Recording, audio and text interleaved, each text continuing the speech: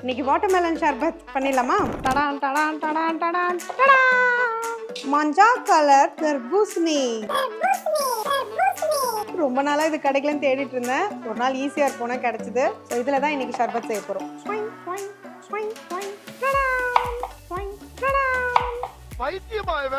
எவ்வளோ அழகா இருக்குல்ல பார்க்கவே. ஸோ இது ரெண்டுமே நம்ம ஷர்பத்தில் யூஸ் பண்ண போகிறோம்.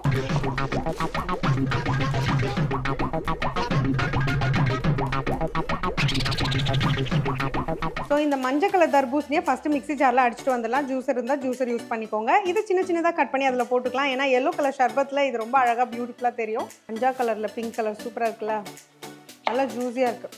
இதை கொஞ்சம் சின்ன சின்னதாக கட் பண்ணிக்கலாம். இது நான் சும்மா அழகுக்காக தான் சேர்க்குறேன். உங்களுக்கு பொறுமை இருந்ததுன்னா கொட்டையெல்லாம் நீக்கிட்டு பொறுமையாக ஜூஸ் போட்டுக்கோங்க. ஸோ இப்போ ஜூஸ் ஃபில்டர் பண்ணிட்டோம். இப்போ குட்டி குட்டியாக பீசஸ் கட் பண்ணி வச்சுருந்தோம் இல்லையா, அதை வந்து சீடெல்லாம் எடுத்துட்டு நான் போட்டிருக்கேன். இப்போ இதில் 3 டேபிள் ஸ்பூன் நன்னாரி ஷர்பத் சேர்த்துக்கலாம். இது கூட ஒரு லெமனோட ஜூஸ், விரல் சைஸ் இஞ்சி வந்து துருவி வச்சுருக்கேன். ஜூஸ் மட்டும்தான் சேர்க்க போகிறோம். புதினாவை நல்லா இந்த மாதிரி தூளாக கட் பண்ணி சேர்த்துக்கோங்க. அடுத்து 2 டீஸ்பூனுக்கு சியா சீட்ஸ் வந்து நான் ஒரு 1 hour தண்ணியில் ஊற வச்சுருக்கேன். 2 சிட்டிகை கல் உப்பு கூட 1/2 டீஸ்பூன் சாட் மசாலா, 5 கியூப் சேர்த்துலாம். ஷர்பத் ரெடி. டேஸ்ட் பண்ணிடலாம். நான் ஆல்ரெடி டேஸ்ட் பண்ணியிருக்கேன், அது சூப்பராக இருக்கும்.